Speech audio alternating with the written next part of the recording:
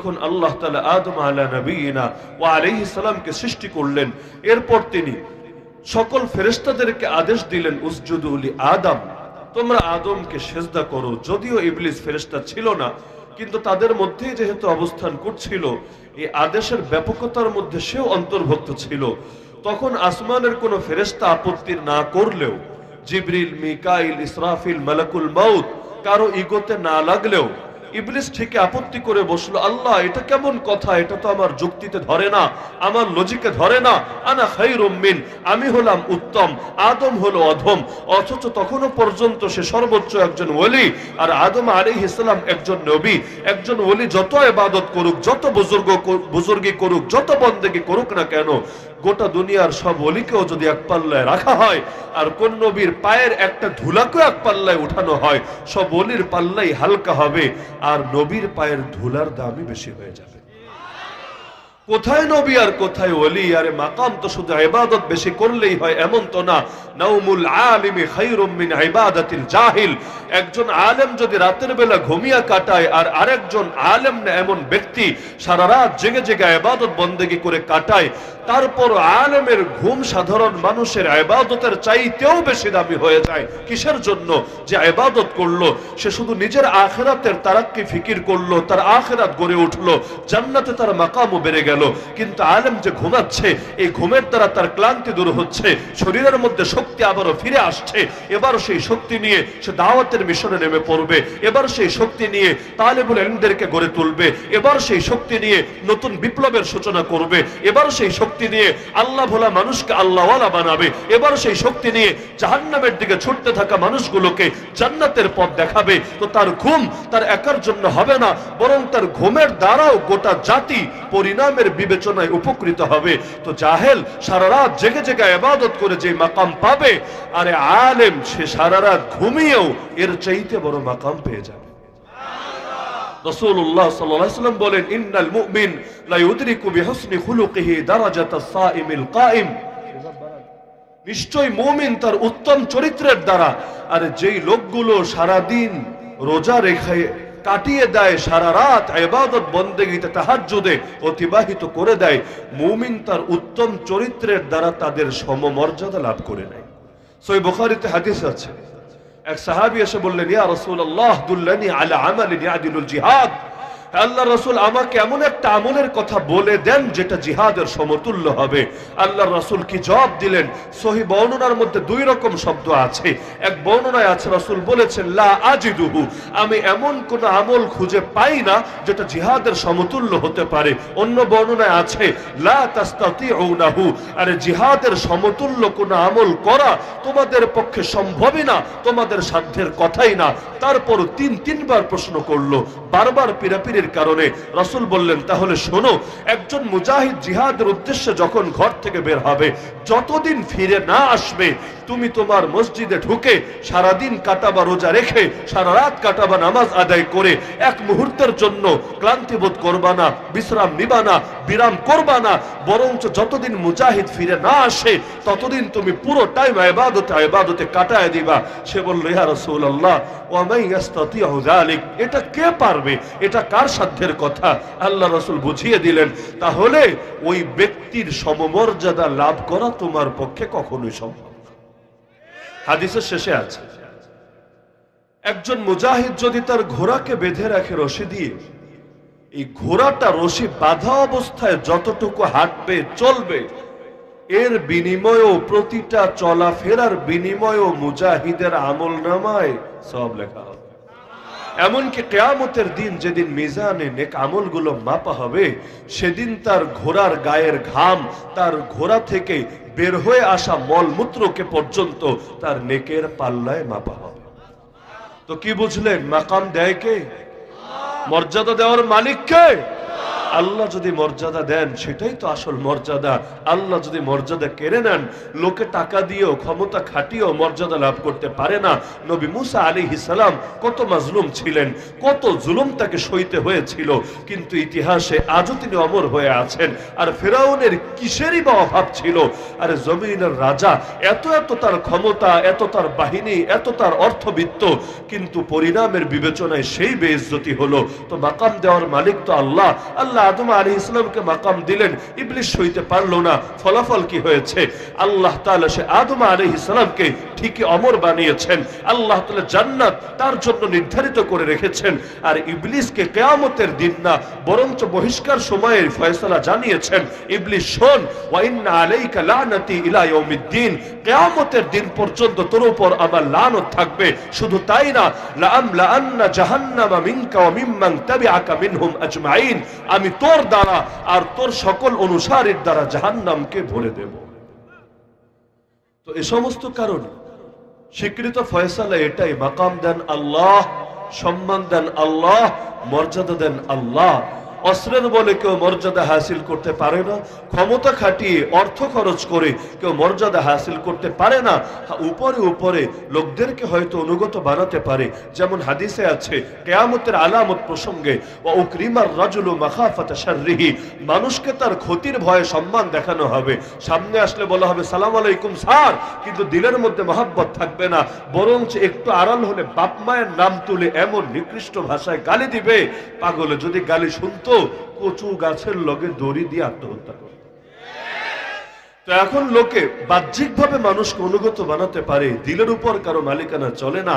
এই যে ওলামায়ে কেরামদেরকে দেখেন, বাহ্যিক বিবেচনায় তাদের মসনদ নাই, তাদের বাদশাহী নাই, তাদের রাজত্ব নাই, কিন্তু এই মানুষগুলো সাধারণ সাধারণ ঘরে বসে গাছের ছায়ায় থেকে রাজত্ব করেন। আরে প্রতিটা হকপন্থী মুমিনের হৃদয়ে তারা মরে যায়, 1000 বছর চলে যায়, তবুও তাদের রাজত্ব ফুরায় না। যুগের বাদশাহ আবু হানিফাকে মেরে লাশ বানিয়ে বের করতে পারে কারাগার থেকে, কিন্তু 1200 বছর পরও সে আবু হানিফার নাম মিটিয়ে দিতে পারে না মুমিনদের দিল থেকে। ইবনু তাইমিয়াকে লাশে পরিণত করতে পারে কারাগারে রেখে, কিন্তু 700-800 বছর পরও ইবনু তাইমিয়ার নামের শুরু থেকে শাইখুল ইসলাম শব্দটাও পারে না মুছে দিতে। তো মাকাম দেওয়ার মালিক তো আল্লাহ। কত নবীর মাথায় করাত রেখে শরীরটাকে 2 টুকরো করে ফেলা হলো, কত নবীকে তার দেশ থেকে বিতাড়িত করে দেওয়া হলো। ফলাফল কি হলো? যুগ শেষে, দিন শেষে সেই মাজলুমরাই সম্মানিত হলো, আর জালেমদের কপালে শুধু লাঞ্ছনা আর বঞ্চনাই জুটল। আল্লাহ তাআলাই মাকাম দেওয়ার মালিক, তো তিনি কিছু সময়কে বিশেষ মাকাম দেন, কিছু জায়গাকে বিশেষ মাকাম দেন, কিছু ব্যক্তিকে বিশেষ মাকাম দেন। যেমন আল্লাহ তাআলা আলেমদেরকে মাকাম দিয়েছেন। কেমন মাকাম? রাসূল নিজে বলছেন, ফাদলুল আলিমি আলাল আবিদ কাফাদলি আলা আদনাকুম।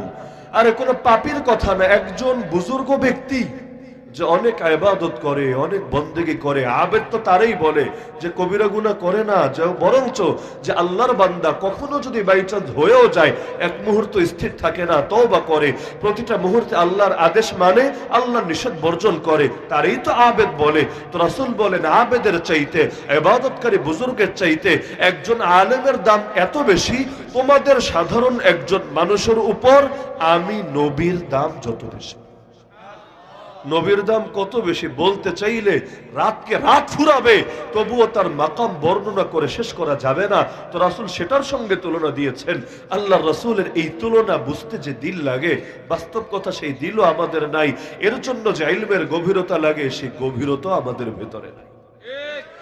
তো এখন আল্লাহ তাআলা কোন ব্যক্তিকে দিলেন বিশেষ মর্যাদা, কোন সময়কে দিলেন বিশেষ মর্যাদা।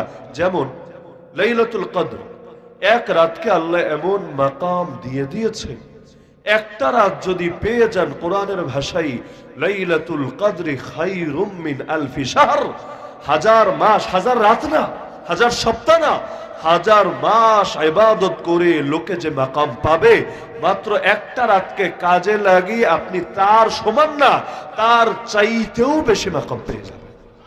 এখানে হাজার মানে 1000ই উদ্দেশ্য, এটাও সুনিশ্চিত দাবি করার সুযোগ নাই। আরবিতে সংখ্যা বোঝানোর জন্য সর্বোচ্চ শব্দই হলো আলফুন, এর চাইতে বড় কোনো শব্দ নাই। এর চাইতে বাড়াতে হলে আগে পরে জোড়াতালি দিয়ে বাড়াতে হয়। 1 লাখ বলতে চাইলে বলতে হয় মিয়াতু আলফিন, 100,000 মানে সমান সমান 1 লাখ, এভাবে। তো আলফুন যেহেতু সর্বোচ্চ শব্দ, আল্লাহ সেই সর্বোচ্চ শব্দটাই ব্যবহার করেছেন লাইলাতুল কদরের গুরুত্ব বোঝানোর জন্য। এখন এর গুরুত্ব যে কত বেশি, এর মাহাত্ম্য যে কত বেশি, এটা রব্বুল আলামিন জানেন, আমাদের মতো পাপী বান্দারা জানেন। একইভাবে আল্লাহ কিছু জায়গাকে অনেক বড় মাকামওয়ালা বানিয়ে দেন, যেমন ধরেন মক্কা, যেমন মদিনা।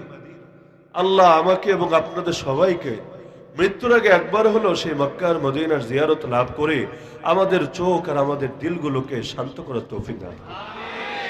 সেই মক্কা আর মদিনাকে, অন্যান্য মাকাম তো আছেই, আল্লাহ তাআলা এমন মর্যাদা দিয়ে দিয়েছেন দাজ্জালের মতো কুফরি পরাশক্তি, যার চাইতে কুফরের পক্ষে বড় কোনো পরাশক্তি হয় না, হতে পারে না। সেই দাজ্জাল সারা দুনিয়া মারাবে মাত্র 40 দিনের মধ্যে, কিন্তু না মক্কায় ঢুকতে পারবে না মদিনায় ঢুকতে পারবে। আল্লাহ তাআলা নিজেই গায়বী ভাবে ফেরেশতাদেরকে দিয়ে দাজ্জালের হাত থেকে মক্কার মদিনাকে হেফাজতে রাখবে। আর মক্কা মদিনার মধ্যে নামধারী কিছু লোক যদি তখন থাকে, যেমন এখন কাদিয়ানীরাও যেহেতু পাসপোর্টে, যেহেতু আইডি কার্ডে, যেহেতু জন্ম সনদে তাদের ধর্ম পরিচয় লেখা থাকে ইসলাম, কাদিয়ানি মতবাদ, এটাকে আলাদা কোনো ধর্মীয় পরিচয় এই বাংলার মাটিতে এখনো দেওয়া হয় নাই। হিন্দু হলে এটা লেখা থাকবে ধর্ম হলো হিন্দু ধর্ম, খ্রিস্টান হলে লেখা থাকবে খ্রিস্ট ধর্ম, বৌদ্ধ হলে লেখা থাকবে বৌদ্ধ ধর্ম, ইহুদি হলে লেখা থাকবে ইহুদি ধর্ম, কাদিয়ানি হলে লেখা থাকবে ইসলাম। নাউযুবিল্লাহি মিন যালিক। এখন এই পরিচয়কে ব্যবহার করে সে মক্কায় যায়, সে মদিনায় যায়, সে কাবায় যায়, সে মসজিদে হারামে যায়, সে রওজায়ে আতহারে যায়। কত বড় বেয়াদবি, কত বড় লাঞ্ছনা গোটা মুসলিম উম্মার জন্য, যে যারা আল্লাহ রাসূলের শানে নিয়মিত গোস্তাখি করে, যাদের আদর্শের ভিত্তি দাঁড়িয়ে আছে নবীর শানে বেয়াদবি করার উপরে, এরকম বেয়াদবরা, এরকম গোস্তাখরা যারা নিয়মিত খতমে নবুয়তের চাদর ধরে তার হেচড়া করে, এরা গোটা উম্মতের 180 কোটি মানুষকে লাল কার্ড দেখিয়ে মক্কায় গিয়ে, মদিনায় গিয়ে রওজায়ে আতহারকে, হারাম শরীফকে অপবিত্রে পরিণত করে। অথচ কোরআনের ফতোয়া, রাসূলের ফতোয়া কোন মুসলমান ছাড়া অন্য কেউ ঢুকতে পারবে না এই আরব উপদ্বীপের মধ্যে।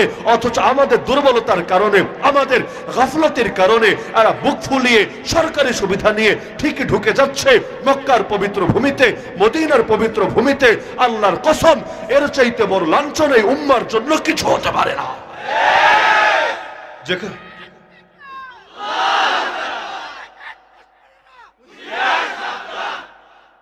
যেখানে দরকার ছিল গোস্তাখে রাসূলদেরকে ওদের প্রাপ্য বুঝিয়ে দেওয়া, সেখানে সেটা তো পারলই না, উল্টো মক্কা মদিনার পবিত্রতাও হেফাজতে রাখতে পারলো না। আর এই হেফাজত চোখের সামনে নষ্ট হচ্ছে, এটা নিয়ে কলিজাও কাঁপে না। উল্টো আমাদের অনেক নামধারী মুসলিম ভাইয়েরা আমাদের উপর আপত্তি করে, আরে সেকুলার দেশের কাছে, সেকুলার সরকারের কাছে কে মুমিন কে কাফের, এটা নিয়ে তোমাদের বলারই বা কি দরকার আছে? কে মুমিন কে কাফের এটা হুজুররা বুঝবে, এটা ফতোয়া বিভাগ বুঝবে, এটা কেন বড় লাঞ্ছনার ব্যর্থতা আমাদের জন্য কি হতে পারে? এখন আল্লাহ তাআলা মক্কা মদিনার এরকম মাকাম বাড়িয়েছেন। একইভাবে মসজিদে আকসা, যে সংক্রান্ত আয়াতে আমি খুতবায় পাঠ করেছি, সূরা বনী ইসরাইল আয়াত নম্বর 1, 15 নম্বর পারার প্রথম আয়াত। আল্লাহ তাআলা মসজিদে আকসাকেও এমন মাকামওয়ালা বানিয়ে দিয়েছেন।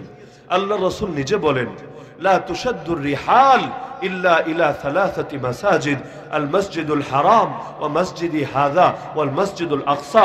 এই ফজিলতগুলোর কথা হয়তো এখন শুনতেই পারবো, হয়তো দিলে গেঁথে রাখতেই পারবো, চাইলেও এখন হয়তো বাস্তবায়ন করতে পারবো না, কিন্তু আমল থেকে বঞ্চিত আছি বলে ইলম থেকেও বঞ্চিত থাকবো, এটা কোনো বুদ্ধির কথা না।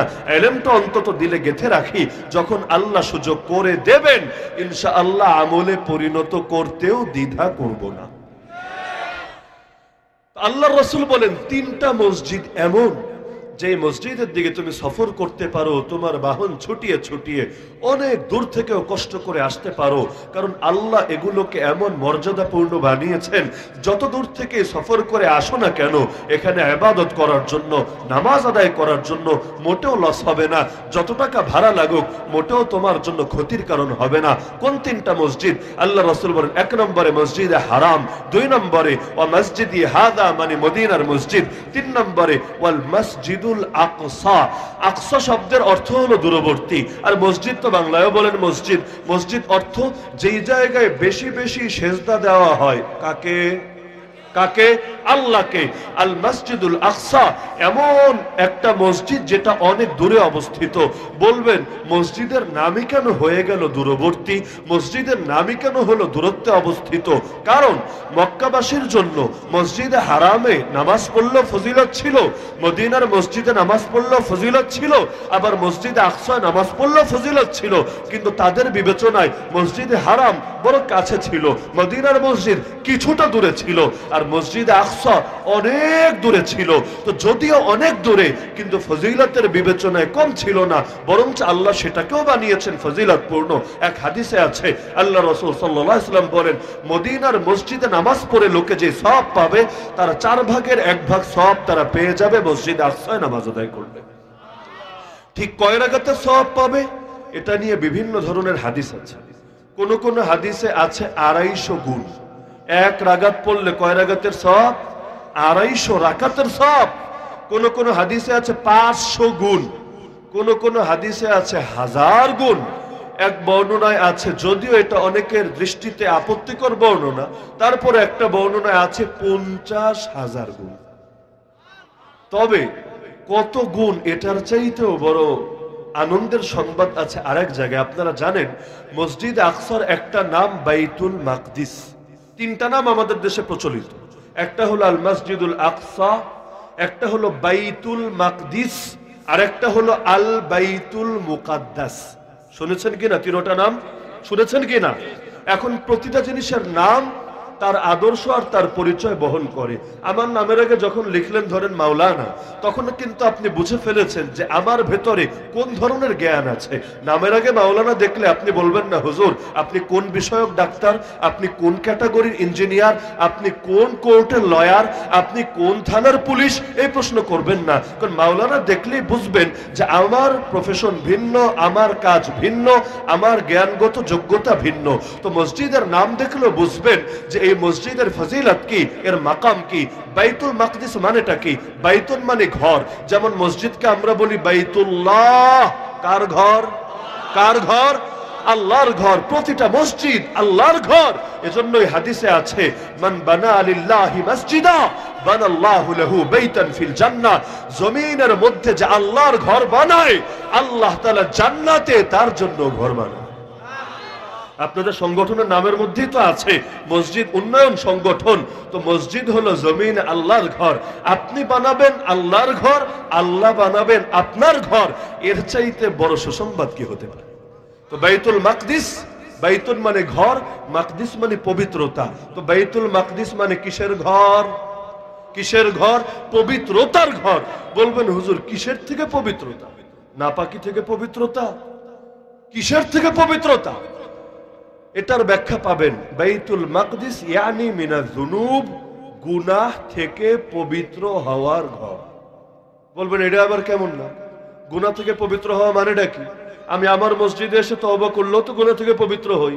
মসজিদ কেন, আমার ঘরে বসে তওবা করলেও তো আমি পবিত্র হই। তাহলে এই মসজিদের নাম কেন হলো বাইতুল মাকদিস, পবিত্রতার ঘর? এটা বুঝতে চাইলে একটা সহিহ হাদিস দেখতে হবে। মুসনাদে আহমদ, মুসনাদুল ইমাম আহমদ ইবনে হাম্বল আলাইহির রাহমাহ, এই কিতাবের মধ্যে আপনারা হাদিসটা পাবেন। আল্লাহ রাসূল সাল্লাল্লাহু আলাইহি ওয়াসাল্লাম বলেন, যখন নবী সুলাইমান ইবনে দাউদ আলাইহিস সালাম মসজিদ আকসার নির্মাণের কাজ থেকে অবসর হলেন, আমাদের আকীদা অনুসারে, ইহুদিদের আকীদা নবী সুলাইমান আলাইহিস সালাম জিন দিয়ে মন্দির বানিয়েছেন, বলেন না নাউযুবিল্লাহ। এজন্য এখনো তারা দুঃস্বপ্ন দেখে। স্বপ্ন দেখতে তো টাকা লাগে না। এই জঙ্গিরা, উগ্রবাদীরা, আতঙ্কবাদী ইহুদিরা এখনো দেখে যে ওরা আল্লাহর ঘর ভেঙে সেখানে মন্দির বানাবে, যেটার নাম হবে থার্ড টেম্পল বা সুলাইমানি টেম্পল। নাউযুবিল্লাহি মিন যালিক। সেই মন্দিরের সামনে এসে দাজ্জাল সিংহাসন পাতবে, এরপর পায়ের উপর পা তুলে সারা দুনিয়া ইহুদি রাজত্ব কায়েম করবে। সে হবে ইহুদিদের মুক্তির দূত, ইহুদিদের মাসিহ। নাউযুবিল্লাহি মিন যালিক। আমাদের আকীদা তো এটা না। নবীরা কি মন্দির বানায় না মসজিদ বানায়? গির্জা বানায় না মসজিদ বানায়? জমিনে সকল নবী তাওহীদের দাওয়াত নিয়ে আসেন, লা ইলাহা ইল্লাল্লাহর দাওয়াত নিয়ে আসেন। কোন নবী শিরিক করবেন এই ধারণাও যদি কেউ মনে রাখে তাহলে মুসলমানই বলা যাবে। তো নবী সুলাইমান আলাইহিস সালাম তিনি প্রথম নির্মাণ করেছেন এমন না। প্রথম নির্মাণ ভাই অনেক আগে। বুখারীতে হাদিস আছে, আবু যর গিফারী রাদিয়াল্লাহু আনহু রাসূলকে প্রশ্ন করলেন, ইয়া রাসূলুল্লাহ, জমিনে নির্মিত প্রথম মসজিদ কোনটা? আল্লাহ রাসূল সাল্লাল্লাহু আলাইহি ওয়াসাল্লাম বললেন, আল মসজিদুল হারাম। মক্কার হারাম শরীফ, মসজিদে হারাম, এটা পৃথিবীর বুকে নির্মিত প্রথম মসজিদ। আল্লাহ রাসূলকে জিজ্ঞেস করা হলো, এরপর দ্বিতীয় মসজিদ কোনটা? তিনি বললেন, আল মসজিদুল আকসা। এরপর তৃতীয় প্রশ্ন করলেন, কাম কানা বাইনাহুমা। এই দুটো মসজিদ নির্মাণের মাঝখানের মেয়াদ কত বছর? প্রথম আর দ্বিতীয়ের মাঝখানের গ্যাপ কত বছর? আল্লাহ রাসূল জবাব দিলেন, 40 সানা, 40 বছর। পৃথিবীর বুকে প্রথম নির্মাণ করেছেন মসজিদে হারাম মানুষের মধ্য হতে আল্লাহ নবী খলিফাতুল্লাহ ফিল আরদ, আমাদের আদি পিতা আব্বা আদম আলা নবীনা ওয়া আলাইহিস সালাম। তার 40 বছর পর ইতিহাসের বর্ণনা বুঝতে হয় আল্লাহ রাসূলের সহিহ হাদিসের আলোকে। কোন ঐতিহাসিক বর্ণনা যদি নবীর সহিহ হাদিসের সঙ্গে সাংঘর্ষিক হয় তাহলে প্রাধান্য দিতে হবে নবীর বিশুদ্ধ হাদিসকে, প্রয়োজন ইতিহাসকে এটার সঙ্গে সামঞ্জস্যপূর্ণ করা হবে। কিন্তু ঐতিহাসিক বর্ণনাকে কেন্দ্র করে কোরআন হাদিসের যাচ্ছে তাই ফালতু ব্যাখ্যা করা যাবে। এ কারণে ইমাম তাহাবী রাহমাতুল্লাহি আলাইহি, হানাফি মাযহাবের বড় ইমাম, যারা আকীদার কিতাবের নাম শোনেন নাই এমন লোক দুনিয়ায় মুসলমানদের মধ্যে থাকার কথা না। ইমাম তাহাবী রাহমাতুল্লাহি আলাইহি শারহ মুশকিলিল আসার কিতাবের মধ্যে লেখেন যে আব্বা আদম আলাইহিস সালামই প্রথম মসজিদে হারাম নির্মাণ করেছেন। তার 40 বছর পরে তার কোনো সন্তান, সেই সন্তান নবীও হতে পারে, সেই সন্তান কোনো ওলিও হতে পারে, সেই সন্তান কোনো আলেমও হতে পারে, তিনি প্রথম মসজিদ আকসার ভিত্তিপ্রস্তর স্থাপন করেছেন, ভিত্তি গেড়েছেন। কিন্তু একটা মসজিদ একবার গড়লেই কিন্তু হয় না, সময়ে সময়ে পুনর্নির্মাণ করা লাগে, সংস্কার করা লাগে। দীর্ঘকাল চলে গেলে ভেঙে যায়, এর নতুন করে কাজের প্রয়োজন হয়। তো বারবার সংস্কার হয়েছে। তো পরবর্তীতে মসজিদে হারাম বিশেষভাবে যার হাতে সংস্কার হয়েছে কে? তিনি জাতির পিতা ইব্রাহিম আলাইহিস সালাম। আর মসজিদে আকসা বিশেষভাবে যার হাতে সম্প্রসারিত হয়েছে, পুনর্নির্মিত হয়েছে, তার নাম নবী সুলাইমান ইবনে দাউদ আলাইহিস সালাম। তো যখন তিনি কাজ শেষ করলেন এরপর আল্লাহর কাছে 3টা দোয়া করেছিলেন। মুসনাদে আহমদের হাদিস। কয়টা দোয়া? বলবেন কেন ওই সময় দোয়া করলো, আগে কি জীবনে দোয়া করে নাই? করেছে তো বহুত। কিন্তু দোয়া কবুল করার উত্তম একটা টেকনিক হলো নেক আমল করার পরে দোয়া করবেন, ইনশাআল্লাহ আল্লাহ দোয়া ফিরাবেন। এই যে মাহফিলের পরে দোয়া হয় না কি হয় না? আজকে হবে না কি হবে না? এই দোয়ায় আপনারা গুরুত্বের সঙ্গে শরীক হন না কি হন না? কিসের জন্য? কারণ এই যে নেকামল হচ্ছে সারা দিন ধরে, আবার রাতের একটা অংশ ধরে এত কোরআন তেলাওয়াত হবে, এত কোরআন হাদিসের বয়ান হবে, আলোচনা হবে। এই যে এত নেকামলের পরে বান্দারা যখন হাত তুলবে আল্লাহর কাছে, আশা করা যায় আল্লাহ হাত ফিরাবেন না। নবীরাও তো কাজই করতেন। নবী ইব্রাহিম আলাইহিস সালাম মসজিদে হারামের নির্মাণ কাজ শেষে দোয়া করেন নাই যে আল্লাহ আমার বংশে এমন একটা নবী দেন না আল্লাহ যিনি 4টা গুণের অধিকারী হবেন।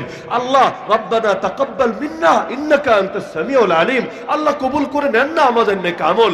আল্লাহ আপনি ক্ষমা করে দেন যত ভুল ত্রুটি আছে, আপনি তো সকলের তওবা কবুলকারী, আপনি তো চির দয়াবান। তো নবী সুলাইমান এভাবে 3টা দোয়া করেছিলেন। 1 নম্বর দোয়া, আল্লাহ আমি যেহেতু বাদশাহ প্লাস বিচারক, সুতরাং আমি যত শাসন করব, যত বিচার করব, আমার কোনো শাসন বা বিচার তোমার বিচারের সাথে যাতে সাংঘর্ষিক না হয়, তোমার দ্বীনের বাইরে আমি যাতে কোনো ফয়সালা দিয়ে না বসি, আল্লাহ তুমি কবুল করো। মুসলমানদের সরকার যারা হয়, শাসক যারা হয়, বিচারক যারা হয়, তারা সব ক্ষেত্রে নিজেদেরকে আল্লাহর প্রতিনিধি মনে করে। এই কারণে মুসলমানদের রাষ্ট্রপ্রধানকে কি বলে? খলিফা। শোনেন নাই কি বলে? খলিফা। যদিও বাংলাদেশে বা আপনাদের গাজীপুরেও মনে হয় আজকাল দর্জিরে বলে খলিফা। শব্দের কি পরিমাণ অবমাননা করি আমরা। খলিফা মানে প্রতিনিধি। আর যিনি মুসলমানদের রাষ্ট্রপ্রধান হবেন তাকেও হতে হবে প্রতিনিধি। তিনি সব ক্ষেত্রে পূর্ণ স্বাধীন হবেন না, তিনিও হবেন পরাধীন। তবে একজনেরই পরাধীন। কে তিনি? কে তিনি? আল্লাহ। তো তিনি প্রথম দোয়া করলেন, আল্লাহ আমি যত ফয়সালা করব আমার ফয়সালা যাতে তোমার ফয়সালার সাথে মিলে, আমি যাতে কোনো জুলুম না করি, স্বৈরাচার না করি, আমি যাতে তোমার দ্বীনের বাইরে কোনো পদক্ষেপ নিয়ে না ফেলি। 2 নম্বর দোয়া, রব্বি হাবলি মুলকা লা ইয়ানবাগি লিআহাদিন মিন বাদি। এই দোয়ার কথা কোরআনেও আপনি পাবেন। তিনি বললেন, হে আল্লাহ আমাকে এমন রাজত্ব দেন, এমন শাহানশাহী দেন যেটা আমার পরে কারোর জন্য শোভাই পাবে না। এত বিশাল এক রাজত্ব আল্লাহ দিয়েছেন, এমন এক রাজত্ব বাতাসও তার কথা শুনতে বাধ্য। তাজরি বিআমরিহি রুখাআন হাইসু আসাব। তার কমান্ড পেলে বাতাস তার সিংহাসনকে উড়িয়ে নিয়ে চলে, এমন এক রাজত্ব। পিঁপড়ার উপরও যে রাজত্ব চলে, পিঁপড়ার ভাষাও বোঝে, পাখিদের ভাষাও বোঝে, হুদহুদকেও শাসন করতে পারে, এমন এক রাজত্ব। শয়তান, শুধু জিনি না শয়তান পর্যন্ত তার কমান্ড মানতে বাধ্য থাকে। ওয়াশায়াতিনা কুল্লা বান্নাই ওয়া গাওয়াস। আল্লাহ এমন এক বিশাল রাজত্ব দিয়ে দিলেন তাকে। তো এই দুটো দোয়া তিনি করলেন। আল্লাহ রাসূল বলেন, এই দুটো দোয়ার ব্যাপারে আমি তো এটা 100% নিশ্চিত যে এগুলো আল্লাহ নগদেই কবুল করেছেন। আর 3 নম্বর যে দোয়াটা করেছেন, আমি মুহাম্মদ আশাবাদী আল্লাহ এটাও কবুল করে নিয়েছেন। কি সেই দোয়া? সেই দোয়া বুঝলে বাইতুল মাকদিস নামের তাৎপর্য বুঝবেন। তিনি দোয়া করেছেন, আয় আল্লাহ আমার হাতে পুনর্নির্মিত এই মসজিদে যারা আসবে শুধুমাত্র নামাজ আদায়ের নিয়তে। কারণ মসজিদে সবাই নামাজ আদায় করতে যায় না, অনেকে অন্যান্য মাকসাদেও যায়। বলবেন কিভাবে? ওই টাঙ্গাইল কখনো গেলে দেখে আসেন, একটা মসজিদ আছে 201 গম্বুজ মসজিদ। ওই হিজামা কাপের মতো ছোট ছোট করে গম্বুজ দিয়ে 201 গম্বুজ বানিয়েছে। আমার ওটার পাশে একটা মাহফিল ছিল, মাহফিলে যাওয়ার পথে আসরের নামাজ পড়েছিলাম, গিয়ে লজ্জায় মাথা কাটার অবস্থা হয়েছে। আর এটা কি মসজিদ নাকি এটা কোনো পর্যটন স্পট? জায়গায় জায়গায় লেখা আছে এখানে বেপর্দা নারীদের প্রবেশ নিষেধ, অথচ যেই কয়েকজন মানুষ ওই সময় ভেতরে দেখেছি আর 80% অন্তত 80% হবে মহিলা, তাও বোরকা পরা, হিজাব পরা, নিকাব পরা মহিলা না, এমন মহিলা যার দিকে তাকানো ইসলামের ফতোয়ায় হালাল না হারাম হবে। তো মসজিদে যাবেন ইবাদত করার জন্য, কিন্তু চারদিকে এটারে পিকনিকের জায়গা, আড্ডা মারার জায়গা, ঘোরাঘুরির জায়গা, আর ছেলে মেয়ের ওই বৈকালিক আড্ডা দেওয়ার আর একটু রিলেশন করার জায়গায় পরিণত করেছে। তো এখন অধিকাংশ লোক সেখানে যায় সেলফি তুলতে, সামাজিক মাধ্যমে ছবি তুলে লাইক কমেন্টের বিজনেস করতে, শো অফ করতে, অথবা চুটিয়ে প্রেম করতে, পিকনিক করতে। নাউযুবিল্লাহ। এই মসজিদে আকসা স্বাধীন হোক। যেমন আপনারা দেখার কথা, আয়া সোফিয়া যখন মুক্ত হয়েছিল, তুরস্কের আয়া সোফিয়া, যেটা একসময় মসজিদ ছিল, কিন্তু জালেম, আল্লাহ লানত পড়ুক ওই জালেমের উপর, মোস্তফা কামাল আতাতুর্ক এটাকে জাদুঘরে পরিণত করেছিল। দীর্ঘকাল মসজিদ হয়েছিল জাদুঘর, পরবর্তীতে এই এরদোগান এসে আবারও এটাকে মসজিদে পরিণত করেছে। এরপর এমন অশ্লীল পোশাকধারী, ছোট ছোট পোশাকধারী মেয়েদের ব্যাপক আড্ডা এটার মধ্যে বসেছে। আপনারা তৎকালীন ভিডিওগুলো দেখলে দেখবেন তাকানো যায় না। আপনি কি মসজিদের পবিত্রতা দেখবেন নাকি তাদের চেহারা শরীর দেখে গুনাহ কামাবেন? তো মসজিদে যারা আসে সবাই যে ইবাদত করতে আসে, নামাজ পড়তে আসে এমন না। আজকে মসজিদে আকসা মুক্ত হোক, কত মানুষ ভিসা করে যাবে, হ্যাঁ নামাজ আদায়ের জন্য না, সেলফি তোলার জন্য, শো অফ করার জন্য, আগে আগে গিয়ে লাইক কমেন্টের বিজনেস করার জন্য। ওই দেখেন না ঢাকায় মাঝে মধ্যে যখন আগুন লাগে, আগুন নিভানোর লোকের চাইতে সেলফি তোলার, ছবি তোলার, ভিডিও করার লোক বেশি চোখে পড়ে। ভৈরবে ট্রেন অ্যাক্সিডেন্ট হয়েছিল, প্রচুর পরিমাণ ভাই মারা গিয়েছিল। একজন মাদ্রাসার আলেম মাওলানা সাহেবও মারা গিয়েছিল। ভিডিওতেও দেখা গিয়েছে, পরবর্তীতে তার অন্যান্য সহকর্মীরা ওটা সাক্ষ্য দিয়েছে। দেখা যাচ্ছিল আল্লাহর বান্দার মাথা ফেটে রক্ত বের হচ্ছে, রেল লাইনের পাতের উপর বসে আছে, সবাইকে ডাকছে আমাকে সাহায্য করো, আমাকে জলদি মেডিকেল নিয়ে চলো। আর ডাক্তারদেরও ভাষ্য, যদি তাকে আগে আগে নেওয়া যেত, রক্তক্ষরণটা বন্ধ করা যেত, তাহলে রক্তক্ষরণ হতে হতে হতে এভাবে তার মরণ হতো না। কিন্তু ডাকছে, কেউ মেডিকেল নেওয়ার জন্য না আসলেও একজন এসে মোবাইলটা পর্যন্ত ঠিকই মেরে দিয়েছে। এটা হলো আমাদের তিক্ত বাস্তবতা। প্রফেশনাল চোর সবাই না, কিন্তু একটা গাড়ি অ্যাক্সিডেন্ট হলে কেউ কোথায় বিপদে পড়লে দেখবেন চোরের কোনো অভাব পড়ে না। সবার আগে মানিব্যাগ নাই, সবার আগে মোবাইল নাই, এমনকি যদি স্পট ডেড হয়, মারা যায়, আরে মারা যাওয়া মানুষের অন্তত ফ্যামিলির সন্ধান তো বের করা কত বেশি জরুরি, এটা তো সকল মুসলমানের একটা হকও। কিন্তু দেখবেন খবর বের করবেন কেমনে, গিয়ে দেখবেন আগে আগে যারা ধরতে গিয়েছে কে কোন ফাঁকে মোবাইল আর মানিব্যাগ মেরে দিয়েছে আল্লাহ ভালো জানে। বড় দুঃখ লাগে, বড় দুঃখ লাগে। মসজিদের দান বাক্স পর্যন্ত চুরি হয়, মসজিদগুলো তালা মেরে রাখতে হয় কেন?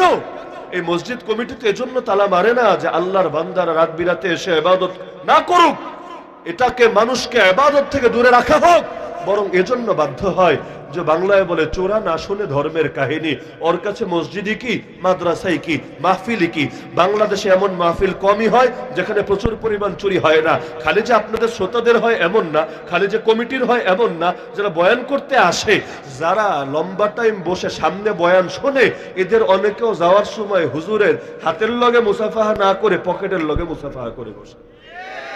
তো নবী সুলাইমান দোয়া করেছিলেন, আল্লাহ শুধুমাত্র নামাজ আদায়ের উদ্দেশ্যে যারা আসবে, নামাজ পড়ে যখন বের হবে তখন যাতে তারা এমন নিষ্পাপ হয়ে যায়, এই মাত্র মা যেই সন্তানটাকে জন্ম দিয়েছে ও যেমন নিষ্পাপ থাকে, পুত পবিত্র থাকে, এখান থেকেও যারা বের হবে ওরাও যাতে এমন নিষ্পাপে পরিণত হয়।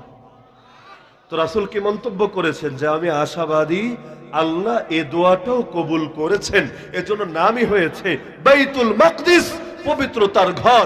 আরে আমার দিলে বড় আত্মবিশ্বাস কাজ করে যে এই ঘরের নামই পবিত্র ঘর, যে ঘরের নামই পবিত্রতার ঘর। দুনিয়ার কোন বাতিলের এটা কোনোদিনও তারা সফল হবে না সেই পবিত্র ঘরকে অপবিত্রে পরিণত করবে। যে ঘরের সঙ্গে এত এত নবীর মেহনত, এত এত নবীর দোয়া আছে, সেটাকে দাজ্জালের রাজ্যভূমিতে পরিণত করবে, আল্লাহর কসম কোনোদিনও ওরা পারবে না। তো নবী সুলাইমান আলাইহিস সালাম দোয়া করে গেলেন, আল্লাহ এটাকে বানিয়েও দিলেন। এমনকি নবী মুসা আলাইহিস সালাম চেনেন তো সবাই আপনারা, নবী মুসা আলাইহিস সালামের কাছে যখন মালাকুল মাউত আসলেন, এই হাদিসে বুখারীতে পাবেন, মালাকুল মাউত এসে বললেন, আল্লাহ আমাকে পাঠিয়েছেন আপনার জান কবজ করার জন্য। তখন তিনি জাতি সহকারে ওই যে 40 বছর আটকা পড়েছিলেন একটা উপত্যকার মধ্যে, ময়দানে তিহের মধ্যে, তার জাতি জিহাদ তরকের কারণে জিহাদ করে নাই জাতি, কিন্তু আটকে পড়তে হয়েছে সবাইকে। এখন যেমন লোকদের পাপের কারণে যখন করোনা আসে, পাপের কারণে যখন ভূমিকম্প আসে, পাপের কারণে যখন বন্যা আসে, পাপের কারণে যখন ভূমিধস হয়, পাপের কারণে যখন অন্যান্য আযাব গজব আসে, যেহেতু কোরআনে সূরা আল্লাহ জানিয়েছেন যত মুসিবত আসে সব তোমাদের হাতের কামাই, আল্লাহ জুলুম করেন না। আল্লাহর সঙ্গে জুলুম শব্দটা কখনো ব্যবহারও করা যায় না। ওমা আসাবাকুম মিন মুসিবা ফাবিমা কাসাবাত আইদিকুম ওয়া ইয়াফু আন কাসীর। তো যখন কিছু লোকের পাপের কারণে আযাব আসে, পেরেশান কি কিছু লোক হয় নাকি সকলকেই হতে হয়? কষ্ট আমারও হয়, আপনারও হয়, গুনাহগারেরও হয়, নিষ্পাপেরও হয়, বুজুর্গেরও হয়, আবার যারা চূড়ান্ত ভণ্ড ওদেরও হয়, এটাই নিয়ম। এ কারণে ব্যক্তিগত পাপ থেকে, ব্যক্তিগত পাপের ক্ষতি থেকে বাঁচতে ব্যক্তিগত ভাবে তওবা করা লাগে, আর জাতীয় পাপের, জাতীয় ক্ষতি থেকে বাঁচতে জাতীয় ভাবে তওবা করা লাগে। বাঁচতে চাইলে রুখে দাঁড়াতে হয়, রুখে না দাঁড়ালে না পাপীরা বাঁচে আর না যারা পাপ করে না তারা বাঁচে। তো এখন নবী মুসা আলাইহিস সালামের কাছে আসলেন মৃত্যুর ফেরেশতা, যারা আপনারা আজরাইল বলেন মনে হয় নাকি? আজরাইল, আজরাইল কোনো কোরআন হাদিসের শব্দ না, কোনো বিশুদ্ধ বর্ণনায় আজরাইল শব্দ পাবেন না। ইসরাইলি রওয়ায়াতে পাবেন, বিশুদ্ধ বর্ণনার শব্দ হলো মালাকুল মাউত, কোরআনেও আছে কুল ইয়াতাওয়াফাকুম মালাকুল মাউত। যে হাদিসটা আমি বলছি বুখারীতে এখানেও শব্দ পাবেন মালাকুল মাউত। মালাক মানে ফেরেশতা, মাউত মানে মৃত্যু, মালাকুল মাউত মানে মৃত্যুর ফেরেশতা। তো এখন তার নাম যেটাই হোক এটা বিষয় না। তো এখন মালাকুল মাউত আসলেন জান কবজ করবেন বলে। নবী মুসা আলাইহিস সালাম জালালি তবিয়তের অধিকারী, আপনারা জানেন। ওই যে দুইটায় মারপিট লাগছিল, তিনি গিয়েছিলেন মারপিট দমানোর জন্য, একটারে ঘুষি একটা বসায় দিলেন, পাঞ্চ করলেন, পাঞ্চ করেছেন যাতে থাইমা যায়, বেয়াদবি বন্ধ করে, কিন্তু এক পাঞ্চে ঠেলাই সামলাতে পারে নাই, জায়গায় পটল তুলেছে, চিট পটাং হয়ে মরে পড়ে গেছে। তো এখন মালাকুল মাউত আসলো, হুজুর আপনার জান কবজ করবো, আল্লাহ পাঠাইছে। হাদিসের শব্দ ফাসাক্কাহু, এই কথা শুনে একটা চর বসিয়ে দিলেন মালাকুল মাউতের গালে। এখন চরটা কার দেখতে হবে না, হাত যার, চর তো তেমনই হবে। আমরা আমাদের বুজুর্গদের দেখেছি, যেমন ছোটবেলায় যখন সিলেটে গহরপুরে রহমতুল্লাহ আলাইহির প্রতিষ্ঠিত দারুস সালাম মাদ্রাসায় পড়তাম, মাদ্রাসার মুহতামিম সাহেব ছিলেন, শেখুল হাদিস আল্লামা আব্দুল আজিজ দয়াবিন রহমতুল্লাহ আলাইহি, আল্লাহ তাআলা হুজুরের কবরকে নূরে নূরান্বিত বানিয়ে দিন। যেই কয়বার মুসাফাহা করেছি দেখেছি হাতগুলো একেবারে তুলার মতো তুলতুলে নরম, কিন্তু তার হাতের চর একবার যারা খেয়েছে বুড়া হওয়ার পরও এখনো তাদের হারে হারে মনে আছে। আমরা এটা ভেবে অবাক হতাম, ওই দফতরের সামনে দারুসালাম মাদ্রাসায় কখনো যাওয়ার সুযোগ হলে সিলেট খাসদবির দেখে আসেন, দফতরের সামনে বসে চর দিতেন, আমাদের চোখে দেখা চর মেরেছে দফতরের সামনে দাঁড়িয়ে, বারান্দা ডিঙ্গিয়ে মাঠের মধ্যে গিয়ে পড়েছে। মানে কোত্থেকে যে এমন শক্তি যারে মারছে, আগে তো ভয়ই অর্ধেক অবস্থা খারাপ, আবার চরটা যখন বসেছে অবস্থা টাইট হয়েছে। আমার খাওয়া সৌভাগ্য হয় নাই, অভিজ্ঞতা নাই, তবে চোখে দেখেছি আর সারা জীবন শুনেই তো এসেছি। এটা অবাক হতাম, এত নরম হাতের মধ্যে এত পাওয়ার আসে কোত্থেকে? নবীদের হাত দেখতে হবে না? নবীরা একদিকে যেমন হন অনেক নরম, আর একদিকে হন অনেক গরম। আমার নবী এমন বয়ানও করতেন, হাদিসে আছে সাহাবীদের এমন ভাবে কান্নার রোল পড়ে যেত, যারাফাত মিনহাল উয়ুন ওয়া ওয়াজিলাত মিনহাল কুলুব। আল্লাহ রাসূলের বয়ান শুনে চোখ থেকে পানি গড়িয়ে পড়তে থাকতো, দিলগুলো মোমের মতো নরম হয়ে যেত। আবার এই রাসূলই এমন বয়ানও করতেন, আরে কানা ইযা সাইদাল মিম্বার হাজ্জাল মিম্বারু হাজ্জা ওয়া আলা সাউতুহু ওয়া আহমাররা ওয়াজহুহু কান্নাহু মুনযিরু জাইশ ইয়াকুলু সাব্বাহাকুম মাসাকুম। যখন উঠতেন মিম্বারে বয়ান শুরু করতেন, মিম্বার থরথর করে কাঁপতে থাকতো। আল্লাহর রাসূলের রাগ চলে যেত, রাসূলের চেহারা মোবারক লাল হয়ে যেত। অবস্থা এমন হতো যেন তিনি সাধারণ মানুষকে বয়ান দিচ্ছেন না, তিনি কোন সেনাবাহিনীকে কমান্ড দিচ্ছেন। তো মিষ্টি মিষ্টি নরম নরম বয়ান করো যেমন নবীর সুন্নাহ, আবার এমন গরম বয়ান করা যেই বয়ানে বাতিলের কলিজায় কম্পন ধরে যায়, এটাও আমার নবীর সুন্নাহ। সবাই নরম হলেও হয় না, সবাই গরম হলেও হয় না। ওই তরকারি রান্না করতে গেলে হলুদও লাগে, মরিচও লাগে, লবণও লাগে, পানিও লাগে, তেলও লাগে, বহুত কিছু লাগে। কোন একটাই ঘাটতি পড়ে গেলে বাকিগুলো যতই ঠিকঠাক থাক, স্বাদ আর আসে না। দেখেন না, আমাদের দু একজন আলেম আমাদের মধ্যে নাই, কয়েকটা বছর ধরে আলহামদুলিল্লাহ পুরো দেশ তো আলেম ওলামা দিয়ে ভরে আছে, কিন্তু তাদেরকে স্মরণ করে না এমন সচেতন মুসলমান খুঁজে পাবেন না। প্রতিটা ক্রান্তিকালেই তাদের কথাগুলো মনে আসে, আর বারবার লোকে কথা স্মরণ করে কাঁদতে থাকে। আরে আল্লাহর বান্দা, এই আলেম যদি আজকে থাকতো তাহলে তার হুঙ্কারে আসমান জমিন কেঁপে উঠতো, বাতিলের কলিজাগুলো নড়ে উঠতো, ওরা হিম্মতই পেত না এর মোকাবেলা করা।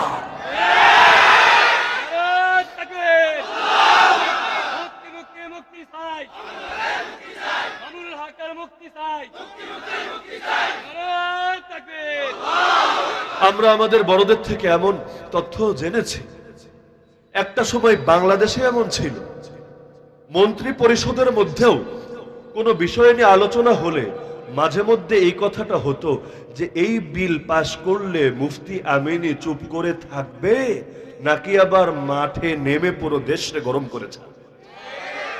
এমনকি আমেরিকা পর্যন্ত র্যান্ড কর্পোরেশন যে রিপোর্ট দিয়েছিল, যার মধ্যে সারা দুনিয়ার মুসলমান কে কোন অবস্থায় আছে, কোন দেশের ইসলামের কি হালত, এগুলো নিয়ে বিস্তারিত ডকুমেন্ট দিয়েছিল। তার মধ্যে বাংলাদেশ নিয়ে আলোচনা করতে গিয়ে এই শেরে খোদাই মুফতি আমিনীর নামটাও রেখেছিল, যে বাংলাদেশে একজন বীর আছে যার নাম ফজলুল হক আমিনী। আর এরকম বীররা যতদিন থাকবে ততদিন এই সমস্ত দেশে কুফরি এজেন্ডা বাস্তবায়ন করা মোটেও সহজ হবে না। তো নরমও লাগে, গরমও লাগে। নবী মুসা আলাইহিস সালাম দিলেন এক চর, শুধু গালে ব্যথা পেয়েছেন তা না, হাদিসের শব্দ বুখারীতে আছে তার চোখ বের হয়ে কোটর থেকে বের হয়ে নিচে পড়ে গেলেন আল্লাহর কাছে। আরসালতানি ইলা আহাদিন লা ইউরিদুল মাউত, আল্লাহ কার কাছে পাঠাইলেন? এ তো মরণ চায় না, এখন মরতে চায় না। আল্লাহ বললেন ঠিক আছে, তুমি তাকে গিয়ে আমার সালাম জানিয়ে বলো সে যাতে তার হাতটা রাখে একটা ষাঁড়ের পিঠের উপরে, যেই কয়টা পশম পড়বে হাতের নিচে প্রতিটা পশমের বদলে তার হায়াতে 1 বছর করে বাড়িয়ে দেওয়া হবে। যেন তেন কথা না, অন্তত কয়েকশো বছর বাড়বে এটা তো নিশ্চিত করেই বলা যায়, কারণ হাতের নিচে কি পরিমাণ পশম পড়বে। আরে মাথায় যদি এই বরাবর হাত রাখেন কয়টা চুল পড়বে আপনি বললে গয়না বাইর করেন না, এটা যেন তেন ব্যাপার না। তো এখন এসে জানালেন, এবার ডাইরেক্ট আল্লাহকে জিজ্ঞেস করলেন, ইয়া রাব্বি সুম্মা মা, মিমের পরে হাও আছে, ইয়া রব্বি সুম্মা মা, হে আমার রব তারপরে কি হবে? ক্বালা আল মাউত, আল্লাহ বলেন মরতে তোমাকে হবেই হবে। তিনি বলেন ফালআন, মরতে যদি হয় তাহলে আর দেরি করে কি লাভ, এখনই আমি মরতে রাজি আছি। কিন্তু আল্লাহ শেষ দোয়াটা করে যাই তোমার কাছে, কি সেই দোয়া সেটা বলার জন্য এত লম্বা করে আলোচনা টানলাম আমি।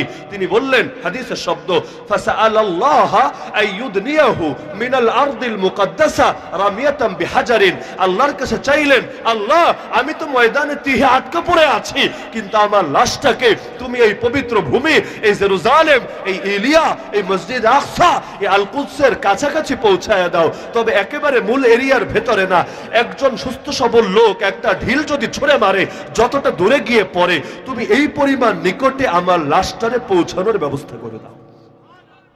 দোয়াটা অবাক লাগে না? আসলে অবাক করা ব্যাপার। দুইটা প্রশ্ন জাগে। প্রথম প্রশ্নের জবাব আপনারাও বুঝেন সহজ, যে কেন চাইলেন যে লাশটা ওখানে চলে যাক? কারণ সেই ভূমি বরকতময় ভূমি, যেখানে আল্লাহ তাআলা অতীতে বহুত নবীকে হিজরত করিয়েছেন। ওয়ানাজ্জাইনাহু ওয়া লূতান ইলাল আরদিল্লাতী বারাকনা ফিহা লিল আলামিন। নবী ইব্রাহিম হিজরত করে যে ভূমিতে এসেছেন, নবী লূত হিজরত করে যে ভূমিতে এসেছেন, যে ভূমিতে অসংখ্য অগণিত নবী আজও শুয়ে আছেন, তো সেই ভূমিতে কারই ভাই যেতে মনে না চায়?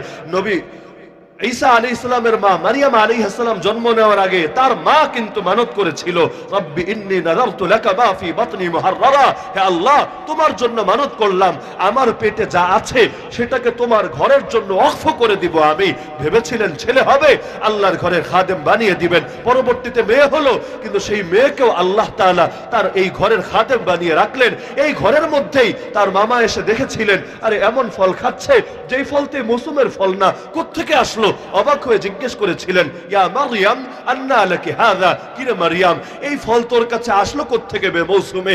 এই পবিত্র ঘরে বসেই বলেছিলেন, আরে হুয়া মিন ইনদিল্লাহ, আল্লাহর কাছ থেকে এসেছে, আল্লাহর দিতে হিসাব করে দেওয়া লাগে না। ইন্নাল্লাহা ইয়ারযুকু মান ইয়াশা বিগাইরি হিসাব, আল্লাহ যারে চান বেহিসাব তিনি দান করেন।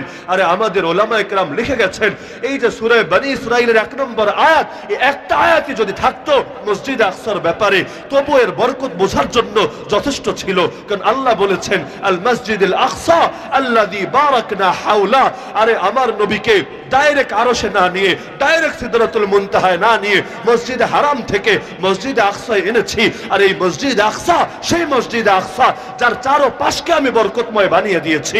সকল হকপন্থী আলেম একমত, শুধু মসজিদ আকসাই বরকতময় না, এর চারপাশ মানে পুরো শামের ভূমি। শাম মানে শুধু সিরিয়া না, এখন তো দেশ ভেঙে ভেঙে আলাদা হয়েছে। শাম মানে হলো সিরিয়া, ফিলিস্তিন, জর্ডান, এই তিনটা দেশ মিলে তৎকালীন যে দেশটা ছিল তার নাম শাম। এই শামের ভূমিকা আল্লাহ এমন বরকতময় বানিয়েছেন। এক নারী সাহাবী এসে রাসূলকে জিজ্ঞেস করেছিলেন, আফতিনা ফি বাইতুল মাকদিস, বাইতুল মাকদিস নিয়ে আমাকে ফতোয়া দেন, আমাকে কিছু ধর্মীয় কথা শোনান। আল্লাহ রাসূল বলেছিলেন, হিয়া আরদুল মাহশারি ওয়াল মানশার, আরে এটা হাসরের ভূমি, এটা নসরের ভূমি। এই হাসর আবার কিয়ামতের হাসর। কিয়ামতের হাসর আছে, এর আগে দুনিয়ার একটা হাসর হবে। কিয়ামতের বড় 10টা আলামত আছে আপনারা জানেন, যেমন দাজ্জাল, যেমন নবী ঈসা ইত্যাদি। তো এই 10 আলামতের সর্বশেষ আলামত হলো আদান এলাকা থেকে ভয়াবহ আগুন বের হবে। এই আগুন মানুষকে তাড়িয়ে তাড়িয়ে নিতে থাকবে, এমনকি মানুষ যদি দৌড়াতে দৌড়াতে ক্লান্ত হয়ে কোথাও রেস্ট নেয়, আগুনও থেমে যাবে। এরপর আবার উঠলে আগুনও চলতে থাকবে, নিতে নিতে নিতে গোটা দুনিয়ার সবাই রে মাশরিক থেকে মাগরিবে, অর্থাৎ সেই ইয়ামান এলাকা থেকেও বের করে এনে হাজির করবে শামের ভূমিতে, আল কুদসের পবিত্র ভূমিতে। এই আল কুদস, সেই আল কুদস, এই হাদিসে আছে দাজ্জাল 4টা মসজিদে যেতে পারবে না। একটা হলো মসজিদে হারাম, একটা হলো মসজিদে মদিনা, একটা হলো মসজিদে তুর, আর একটা হলো মসজিদ আকসা। আরে দাজ্জাল তো দাজ্জাল, দাজ্জাল তো এমন যারা আল্লাহর খলিফা মাহদী না মারতে পারলো, নবী ঈসারে দেখে মোমের মতো গলতে থাকবে, আর নবী ঈসা বাবে লুত নামক জায়গায় গিয়ে ঠিকই ওরে মেরে ফেলবে। কিন্তু এরপর একটা মহাশক্তি বের হবে, ইয়াজুজ মাজুজ, চেনেননি আপনারা? কি কাপাসিয়ার 2 ভাইয়ের নাম ইয়াজুজ মাজুজ। কিয়ামতের আগে এমন বিশাল এক বাহিনী যে একদল আরেক দলের উপর এমন ভাবে আশ্রে পড়তে থাকবে সংখ্যাধিক্যের কারণে, যেমনি ঢেউ আশ্রে পড়ে একটা আরেকটার উপরে। ইয়ামুজু বাদুহুম ফি বাদ। তো এখন বেচারারা সংখ্যা এত বেশি, প্রথম দল গিয়ে সাগরে মুখ দিবে, সাগরের পানি খেয়ে শেষ করবে। পরের দল গিয়ে বলবে কি রে সাগর দেখি মরা, এই সাগরে তো কোনোদিন পানি ছিল না, সংখ্যা এত বেশি। তো জমিনে সামনে যারে পাবে সবাই রে মারবে। আল্লাহ নবী ঈসাকে পর্যন্ত বলবেন মুমিনদেরকে নিয়ে জাবালুল খামার, এই পাহাড়ের পেছনে আশ্রয় নেন। এই পাহাড় কোন পাহাড় জানেন? এটাই আল কুদসের পার্শ্ববর্তী পাহাড়। যেখানে গিয়ে আশ্রয় নেন তারা সেখানে গিয়ে লুকিয়ে পড়বেন। এবার মারতে মারতে মারতে সেই হাদিসের শব্দ, তারা বলবে লাকাদ কাতালনা মান ফিল আরদ। কিরে দুনিয়ার সবাইরে তো মাইরেই ফেলাইছি, এখন কি করব? চল হালুম্মা ফালনাকতুল মান ফিস সামা, আয় আমরা আসমান ওয়ালারেও মাইরা ফেলাই। নাউযুবিল্লাহ। দুনিয়া দখল করতে করতে লোকের লোভ বেড়ে যায়। আর যেমন চাঁদের দেশেও লোকে রাজত্ব করতে চায়, চন্দ্রযান 3 পাঠিয়ে যেই এলাকায় লোক পাঠায় ওইটার হিন্দু নামে নামকরণ করে বসে নরেন্দ্র মোদী। কেন? যে এই জায়গা আমাদের জায়গা, এটা আমরা খুঁজে বের করেছি। আরে জমিনে থাকতে চাঁদের দেশে গিয়ে জায়গা দখল করে। আবার মঙ্গল গ্রহে গিয়ে এলিয়েনরা কেমনে শাসন করবে, মঙ্গল গ্রহে কোন কোন প্লট আর ফ্ল্যাট কিনবে, এগুলো নিয়ে মাঝে মধ্যে এই দুনিয়ায় অফার চলে। তো মানুষের হালত এমন, একটা পেলে লোভ থামে না, লোভ ধীরে ধীরে বাড়তে থাকে। তুই আজুজ মাজুজ জমিনবাসীরে মেরে এবার বলবে আসমানওয়ালারে বাঁচায় রেখে কি লাভ, তারে মেরে ফেলি। তুনির থেকে তীর মেরে উপরে ছুড়বে। আল্লাহ তাআলা তো ঢিল দেন, আল্লাহ তো ছাড় দেন, যদিও ছেড়ে দেন না।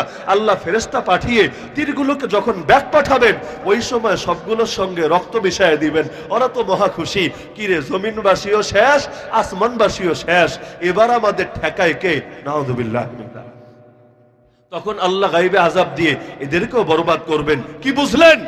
যে আকসাকে যদি ইহুদিরা স্বপ্ন দেখে দাজ্জালের তীর্থভূমি বানাবে, দাজ্জাল পারবে না আল আকসার এরিয়ায় ঢুকতে। ইয়াজুজ মাজুজের ঝড়ো এখানে এসে থেমে যাবে। তো যেই আল আকসাকে এইরকম মহাশক্তি গিলতে পারবে না, 2 পয়সার জায়নিস্ট ইহুদিরা কিভাবে গিলবে? আমরা এটা জানি না হামাস বিজয়ী হবে নাকি পরাজিত হবে। আমরা এটা জানি না এই আবু উবাইদা আর মুহাম্মদ দেইফের হাতে বিজয় আসবে নাকি পরবর্তী কোনো কাফেলাকেও পুনরায় লড়াইয়ের অস্ত্র হাতে তুলে নিতে হবে। কিন্তু আল্লাহর কসম, কোরআন আর হাদিস সামনে রেখে 100% কনফিডেন্স নিয়ে আমরা এটা জানি এবং মানি এবং বলি, এই ইসরায়েলের পতন হবেই হবে, ইহুদিদের কোমর ভাঙবেই ভাঙবে। আল আকসা আর ওদের রাজধানী হবে না জেরুজালেম, ওদের গোরস্থানে পরিণত হবে।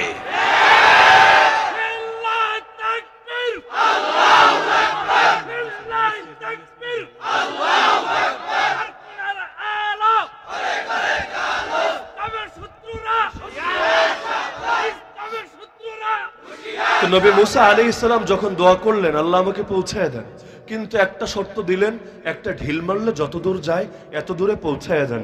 বলতে পারেন হুজুর এইটার কি দরকার, ভেতরে ঢুকায় দিলেই তো হয়। আরে ভাই, দরকার হলো আমাদের দরবারি সিন্নিখুরদের হাত থেকে বাঁচার জন্য। আল্লাহ রাসূল নিজেও বলে গেছেন লা তাজালু বাদি কবরি ওয়াসানা ইউবাদু, আমার পরে আমার কবরকে মূর্তি বানায় ফেলো না যে কবরের পূজা শুরু করে দিবা। এটা ভয় পেতেন। রশিদ আহমদ গাঙ্গুহির কবর খুঁজে দেখেন পান কিনা, সৈয়দ আহমদ শহীদের নিশ্চিত করে কবর কোথায় আছে পারলে দেখেন খুঁজে পান কিনা। সৈয়দ আহমদ শহীদ জীবদ্দশায় দোয়া করেছিলেন, আল্লাহ আমি মারা যাওয়ার পর যাতে আমার কবরকে লোকে মাজার বানায়া এখানে শিরিকের রমরমা বাণিজ্য না করতে পারে, তুমি বাঁচায়া দাও আমাকে এটা থেকে। কত বড় লাঞ্ছনা বুজুর্গদের শানে লোকে করে, যে যারা সারা জীবন কাটায় তৌহিদ কায়েমের জন্য, মরার পর তাদের কবরগুলোকে শিরকের আড্ডা ভূমিতে পরিণত করে। তো নবী এজন্য দোয়া করলেন যে আল্লাহ পুরো এরিয়ায় ঢুকায়ও না, একটু বাইরে রাখো, কাছাকাছি রাখো। কোথায় রেখেছে আল্লাহ ভালো জানেন। আল্লাহ রাসূল বলেন আমি যদি চাই তোমাদেরকে আমার ভাই মুসার কবর আঙ্গুল দিয়ে দেখাতে পারবো। ইনদাল কাসিবিল আহমার, আমি যখন মেরাজে যাচ্ছিলাম নিজের চোখে দেখেছি আমার ভাই মুসা কবরে দাঁড়িয়ে দাঁড়িয়ে নামাজ আদায় করছে। আমার টাইম ফুরিয়ে গেছে, আর অতিরিক্ত সময় ক্ষেপণ আমি করি না, এটা উচিত না। তো এখন পরবর্তী মেহমান উপস্থিত আছেন, এখনই স্টেজে চলে আসবেন শেখ আল্লামা হাসান জামিল হাফিজাহুল্লাহ। আল্লাহ তাআলা আমাদের সবাইকে মাহফিলের শেষ পর্যন্ত শুনে আখিরি মোনাজাত করে যাওয়ার তৌফিক দান করুন, আমিন। ওয়া আখিরু দাওয়ানা আনিল হামদুলিল্লাহি রাব্বিল আলামিন।